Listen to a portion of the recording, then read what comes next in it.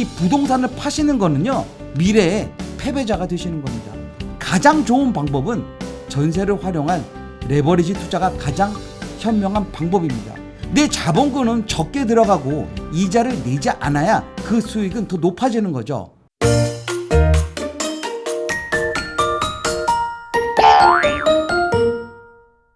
안녕하십니까. 격이 다른 갭투자의 심석영입니다. 최근 뉴스에서 많이 나오는 경제 용어죠. 인플레이션이다, 스태그플레이션이다, 이런 말들이 많이 나오고 있습니다. 저한테 상담받으러 오시는 분들한테 물어보면 대충은 알겠지만 잘 모르시는 분들이 더 많을 것 같습니다. 이런 어려운 외국말에 이 부동산 시장은 앞으로 어떻게 진행될 것이라는 궁금증을 제가 좀 해소해 드리기 위해서 아주 쉽고 간단하게 피와 살이 되는 이야기니까 관심이 없어도 들으셔야 됩니다. 이해가 잘 안 가시면요, 그러면요 2번, 3번 들으시면 됩니다. 끝까지 시청해 주시면 감사하겠습니다. 일단 인플레이션은요, 물가 수준이 지속적으로 오르는 현상을 인플레이션이라고 합니다. 내가 사고 싶은 물건값이, 또 내가 먹고 싶은 그런 음식값이 오르는 거죠. 금액이 오르는 이유는 두 가지입니다. 첫 번째, 공급은요 그대로인데 이 수요자가 늘어나는 겁니다. 수요 견인 인플레이션이라고 합니다. 두 번째는요, 공급과 수요는 그대로인데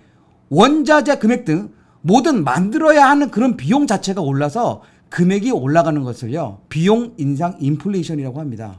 그럼 지금 시점은 어떤 인플레이션이냐? 이 두 가지 모두가 포함되어 있습니다. 얼마 전까지 코로나 때문에 이 정부에서는요, 국민들에게 여러 가지 자금을 풀면서 통화량이 증가가 되고 금리도 엄청 낮아서 저금리로 대출을 활용해서 부동산이든 주식이든 많이들 샀죠. 통화량이 많아지면서 공급량은 그대로인데 살려는 사람들이 많아졌죠. 최근에는요, 러시아와 우크라이나가 전쟁, 무역 거래에 위축했다는 원자재의 원활한 수급이 되지 않아서, 예를 들어서요, 디젤 자동차의 요소수 사태라던가 최근 철근이라든지 건설 자재의 수입이 원활하지 못하면서 건축비 상승에 따른 건설 중단 사태, 또 기름값이 오르면서 유통비 상승으로 운송비 상승 등 이런 것들을 저희는 인플레이션 영향이라고 보시면 됩니다. 그런데요, 이 인플레이션이 지속되면 어떻게 되느냐? 첫 번째인 수요 견인 인플레이션이 오래 지속되면 공급량을 그냥 늘리기만 하면 되거든요. 그런데요, 이 기업에서는 그렇게 하지 않죠. 가만히 있어도 높은 금액으로 팔 수 있는데 굳이 공급을 늘릴 필요가 없습니다. 그러면 이 상대적으로 돈이 많은 사람만 살 수 있고 돈이 적은 사람은 사지 못하게 되는데, 그래도 기업은 부유해집니다. 하지만 이 사람들은요, 양극화가 심해지겠죠. 이게 작년까지 있었던 우리나라의 부동산 시장과 흡사합니다. 물건은 한정되어 있는데 이 사려는 사람들은 많아지고 또 공급은 안 되니까 금액은 오르고요. 그러다 보니까 일명 영끌이라고 들어보셨죠? 대출을 받아서 이 부동산을 사는 그런 거 말입니다. 그러면서 이 대부분들의 서민들은요, 이 불만이 쌓이기 시작하죠. 왜냐면 사고 싶어도 비싸져서 못 사니까요. 그럼 이렇게 금액이 오르는 것을 제재할 수 있는 방법이 뭐냐? 그건 바로 금리 인상을 통해서 돈 흐름을 막는 겁니다. 은행에 돈을 넣어두면 이자를 많이 줄 거고, 은행에 돈을 넣어두고 쓰지 말고 이자를 많이 주기 위해서는 이 대출 금리를 높여서 돈을 못 빌리게 해서요, 돈의 흐름을 막는 겁니다. 그걸 긴축 정책이라고들 하죠. 그러면서 자연스럽게 사고 싶은 사람들을 못 사게 막는 겁니다. 최근 부동산 시장이 이렇습니다. 그러면서 이 공급 금액은 하방 압력을 받게 되는 거죠. 재고가 쌓이고 살 사람이 없으니까 당연히 물건을 안 만들게 되는 겁니다. 그러면서 이 공급과 수요를 강제적으로 조정을 하게 되는 거죠. 그럼 두 번째로 말씀드렸던 비용 인상 인플레이션이 지속되면 어떻게 되느냐? 1970년대에 있었던 오일 쇼크 때와 많이들 비교를 하는데, 원자재 비용이 인상되면 이 제품 가격이 인상하고, 가격이 인상이 되면 이 금액이 비싸져서 살려는 사람들은 줄어들고, 그렇게 수요가 축소가 되면 이 제품 생산하는 거를 축소하게 됩니다. 제품 생산을 축소하게 되면 이 기업에서는요, 고용하는 직원들을 감축할 것이고, 감축을 하게 되면 실업률이 증가할 것이고, 실업률이 높아지면 경기 침체가 다시 오게 되는 거죠. 그러면 이 경기 침체 때문에 다시 돈을 풀죠. 통화량은 늘 것이고 통화량이 늘어나면 다시 인플레이션이 오는 겁니다. 이런 악순환이 생기는 거. 그러니까 인플레이션 플러스 이 경기 침체를요, 스태그플레이션이라고 생각하시면 됩니다. 스태그플레이션까지 가면 이 무서운 게요, 이 실업자들이 많아지고 그러면 수입이 감소에 따른 소비가 감소하게 되고, 소비가 없으면 판매가 줄어들고, 기업은 그렇게 되면 부도를 맞게 되고, 그러면 더 많은 실업자들이 생기면서 먹고 살기 힘들어지기 때문에 현금화할 수 있는 이 부동산이든지 주식 같은 거를 매각을 하기 시작을 하면서 가격은 폭락을 하기 시작을 합니다. IMF나 세계 금융 위기 때나 비슷한 상황이 생기는 거죠. 이제부터가 중요합니다. 실질적으로는요, 하락한 것이 아니기 때문입니다. 인플레이션이 때 상승률이 워낙 높기 때문에 이 상승률이 둔화된 것이지 하락처럼 보일 뿐 중장기적으로는 하락이 아닌 겁니다. 다시 경기가 살아나면 상승하잖아요. 그냥 상승이 아니고요, 급격하게 상승을 하게 됩니다. 그러니까 이 자연적인 물가 상승 인플레이션을 이 정치에 활용을 해서 억지로 억압하는 정책으로 통제를 하다가 이 통제가 풀리는 즉시 폭발하는 상태가 되는 거죠.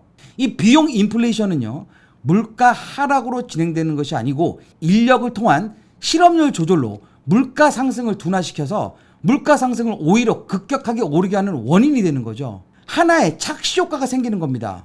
물가는 계속 오르는데 최강 경기는 나쁜 스태그플레이션을 생각하시면 되는 거죠. 그걸 모르는 대부분들의 사람들은 경기 침체가 오면서 경기가 안 좋아지고 실업률도 높아지고 더 안 좋아질 거라는 이 불안감 때문에 자기 자신을 보호한다는 차원에서 자기가 갖고 있는 자산을 매각해서 현금을 확보하는 사람들이 생기게 되는 겁니다. 그러면요, 그분은요, 몇 년만 지나면 아주 땅을 치고 후회하는 일이 생기게 되는 거죠. 자, 그럼 부동산과 한번 접목을 해서 말씀드리도록 하겠습니다. 이 1970년대 미국의 예를 들면요, 지금과 같은 인플레이션 시대였습니다. 그것도요, 초강도 인플레이션, 그레이트 인플레이션이라고도 말하는데, 오일 쇼크에 따른 비용 인플레이션 때문에 물가는 급격하게 상승하고 실업률은 계속 늘어납니다. 하지만요, 이 공급하는 물가는 원자재가 상승분 때문에 오를 수밖에 없죠.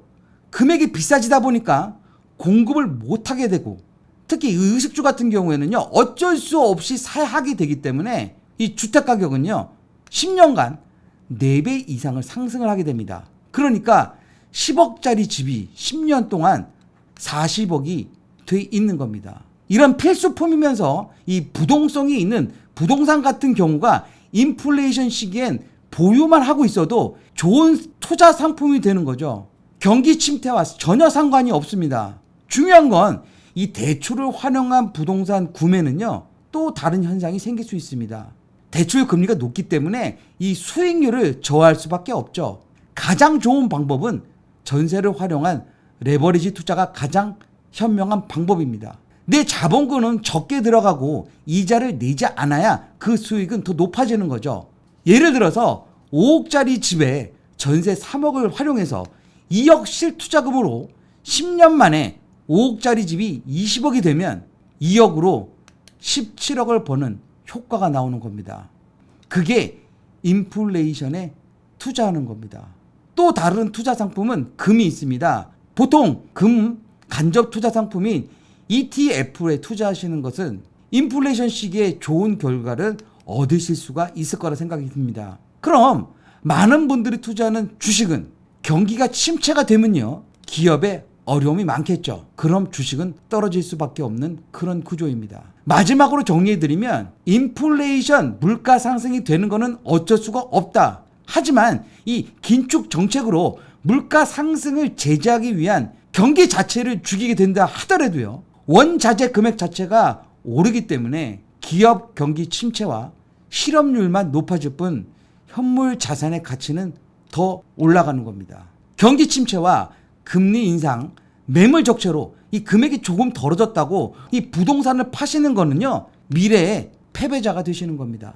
지금 같은 시기에는요, 사실 더 사들여야 됩니다. 앞으로 하락장이 오니까 집 사고 싶은 사람들은 기다려라. 더 빠지니까 지금 팔아라. 그렇게 하는 건요, 가두리 부동산에서 하는 거, 그런 거에 속으시면 안 됩니다. 좋아요와 구독 부탁드리면서 저는 다음 시간에 찾아뵙겠습니다.